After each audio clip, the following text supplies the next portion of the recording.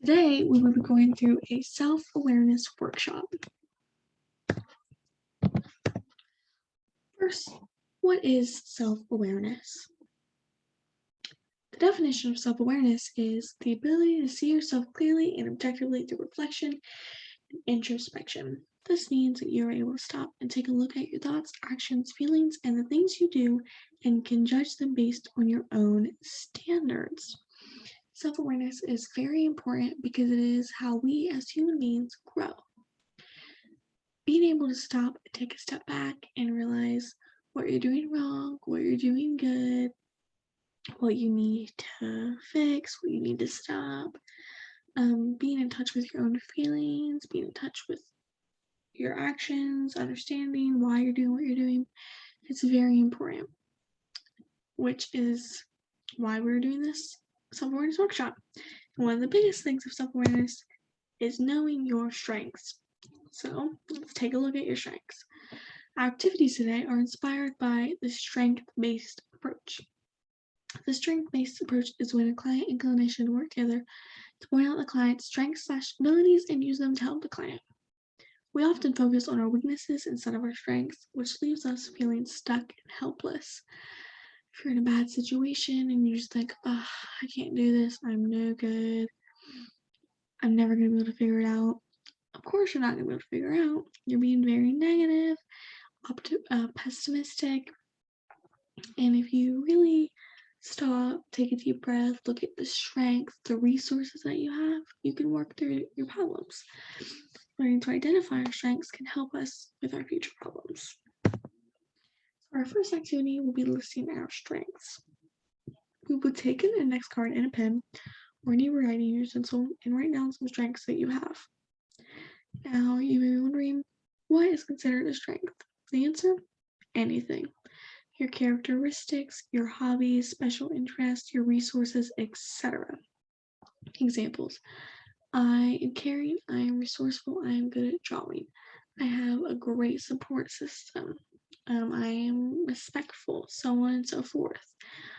Once we have some strengths written down, we can go around and share our strengths voluntarily. You will not be forced. We can also give each other advice on how to improve our strengths. Say you wrote down that you were a very patient person, you share that strength and somebody goes, oh, I wish I was patient. You could share how you're such a patient person, what you do to be patient. And that will help the other person, and then maybe they can add it to their strengths list as well.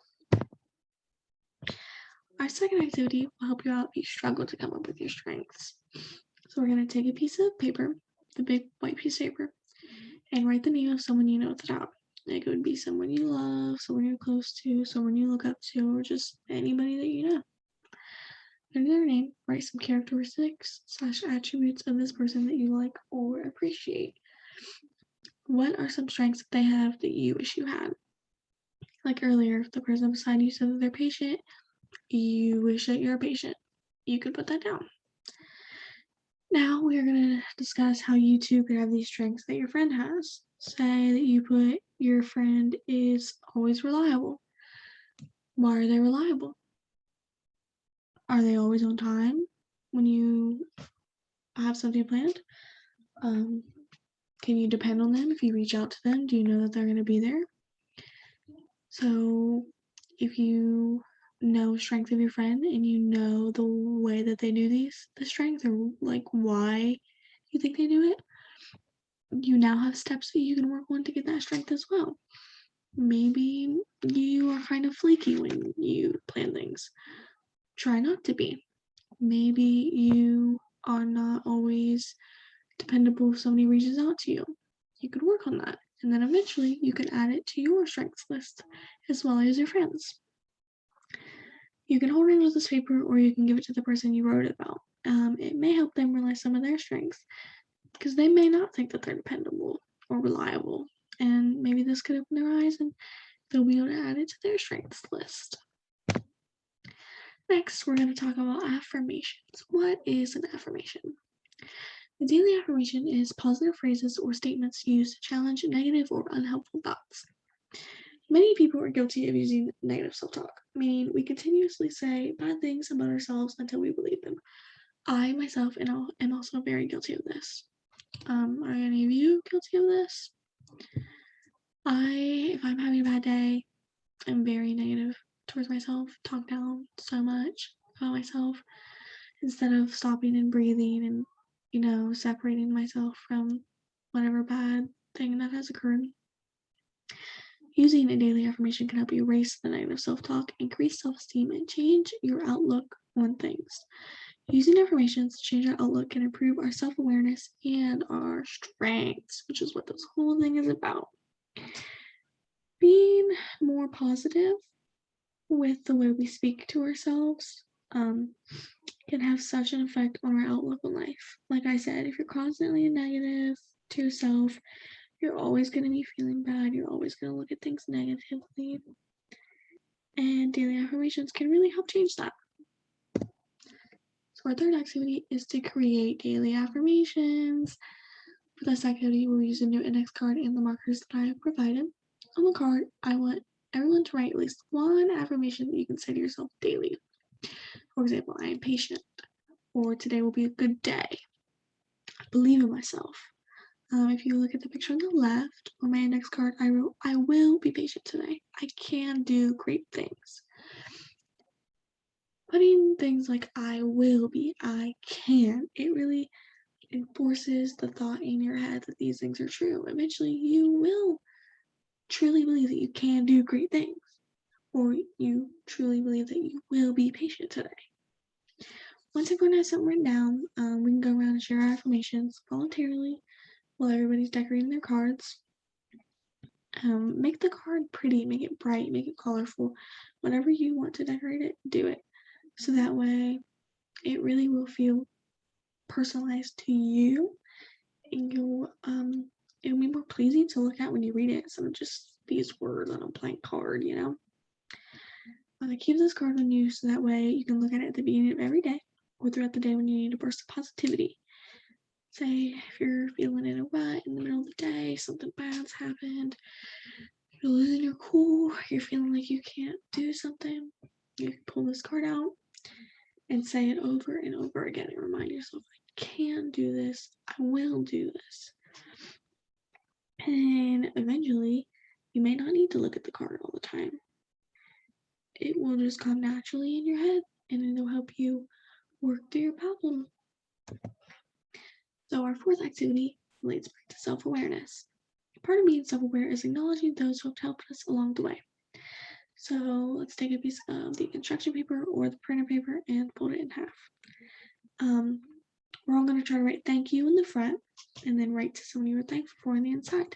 It can be someone who has helped you, someone you're close with, or even to yourselves. Now you're probably wondering, why would I write a thank you card to myself? That's weird. Because maybe you haven't heard thank you in a while, or that someone's proud of you in a while. You could write, I am so thankful that I am resourceful, or I'm so thankful that I am responsible, or I'm so thankful that I'm a hard worker. Sometimes you just need to hear these things, even if it comes from yourself. You are your biggest fan. At least, hopefully you will be after you've identified your strengths and stuff. That's the point of self-awareness, is to be able to take a step back and look at yourself and encourage yourself and remind yourself that you can do great things and that you have great strengths and resources. And of course, you can also do the same thing for a friend or someone you know. If you look at the example, I wrote, thanks for always being there for me. I love you and I appreciate you. Once we're finished with the cards, we can share them if we would like to. You don't have to share the name of who you wrote to, that you keep that to yourself. You might be able to share how you worded something or what you said to give others inspiration on what they could put. Our last activity is to create a strengths folder. So we're going to take a piece of the printed paper or the construction paper and fold it in half. On the left side, write down your strengths that you have identified today. And I know you're probably thinking we already wrote our strengths down at the beginning, which is true, but those were the strengths that you wrote before you learned other ways to think of them. So now you have other strengths, ones that you see that you saw one of your friends and you realize, oh, I do that too. Or ones that you have learned how to increase by listening to others. Maybe something you need to think of until you heard somebody else say it. Put those all on the left-hand side. If you look at the example, I put I'm caring, kind. Don't forget to also put things like I have a good support system. I know great resources, stuff like that. On the right-hand side, you're going to put the strengths that you want to work on, and the strengths that you want to have. And you can also write how you can build these strengths. So if you look at the example, I want a bigger support system, and underneath that I wrote reach out more, which means reach out to people you know, or reaching out to resources in the community, because those also count as your support systems. Those are also resources to you. Another example is to be more patient. Underneath I wrote take deep breaths when feeling impatient. And you can also slide your daily affirmations card in here, because that is also going to be another strength of yours, because it's building your positive outlook on life, and that is a good strength to have. And we're going to take time to decorate the folders and make them nice and colorful, or plain. If you like plain, that's totally fine too.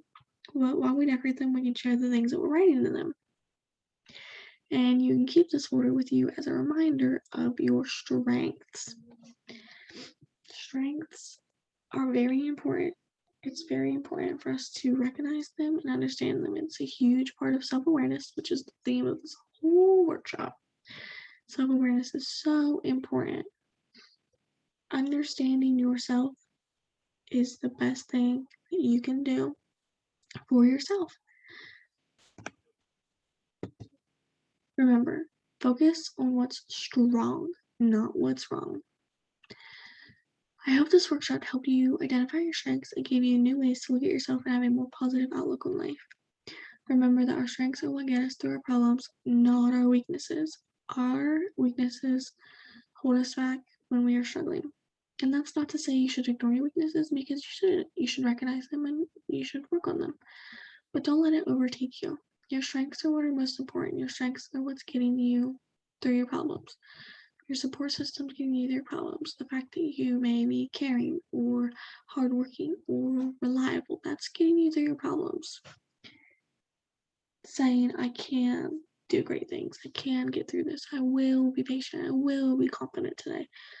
That's what's going to push you through your problems and your daily struggles. So remember to always focus on what's strong and not what's wrong. And that is the end of today's workshop.